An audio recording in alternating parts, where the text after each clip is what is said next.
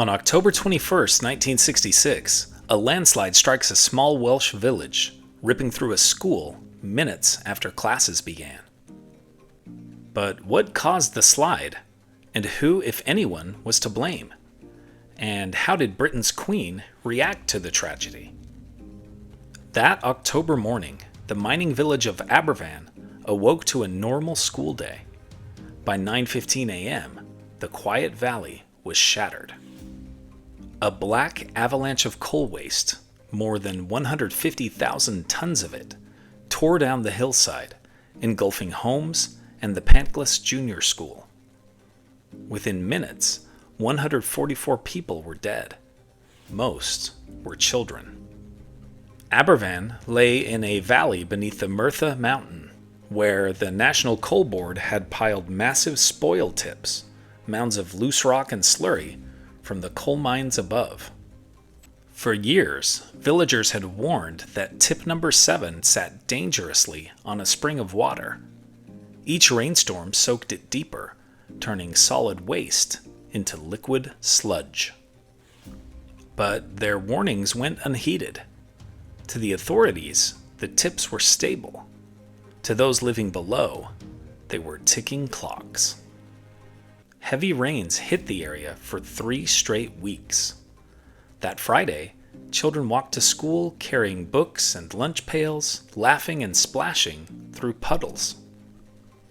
Inside Pantglas Junior School, morning assembly had just begun when a low rumble filled the air.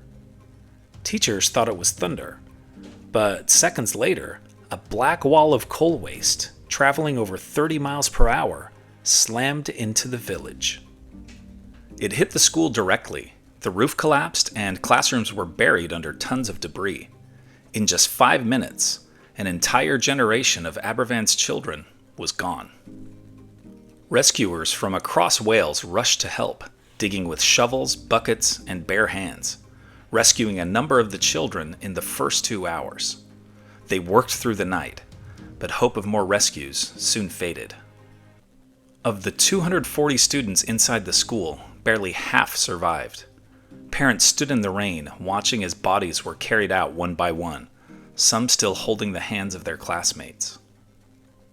In the weeks that followed, the British government launched an inquiry, one of the most emotional ever held. The tribunal's conclusion was clear: the disaster was entirely preventable. Britain's National Coal Board had ignored years of warnings and basic safety standards. The inquiry called the tragedy, quote, "a terrifying tale of bungling ineptitude by many men charged with tasks for which they were totally unfitted," end quote. Yet, despite this, no one was prosecuted. The coal board chairman kept his position, and to add insult to grief, the board forced the Aberfan Disaster Fund, money donated by people around the world, to pay £150,000 toward removing the remaining spoil tips. In a village of only a few thousand, nearly every family lost someone. Mothers lost children, children lost siblings, entire classrooms were gone. For years, survivors struggled with trauma that few outsiders could fully understand. Aberfan became a symbol of both profound sorrow and extraordinary resilience. Queen Elizabeth II delayed her visit for more than a week, a decision she later said was one of her greatest regrets. When she finally arrived, she was visibly moved, tears in her eyes as she met grieving families. The world's attention was turned toward Aberfan, and with it, to a growing realization: industrial progress had come at too high a human cost.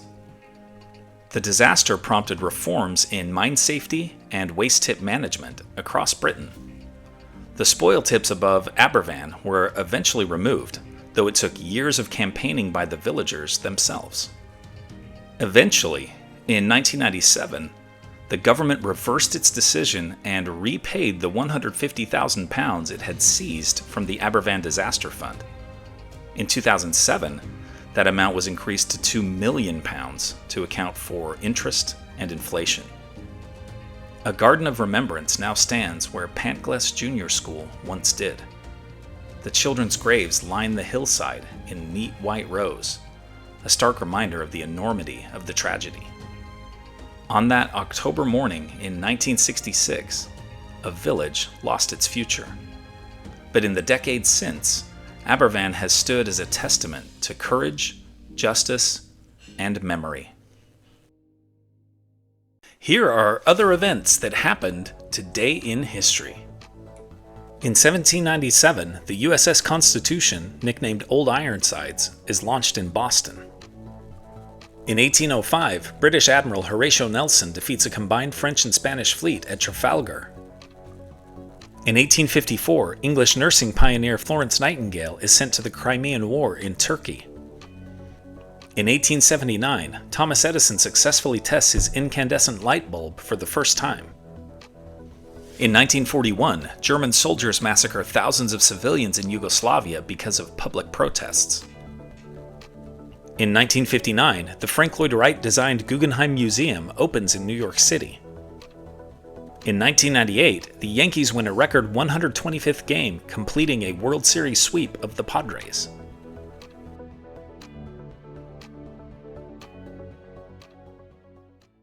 And now it's time for our Today in History quiz.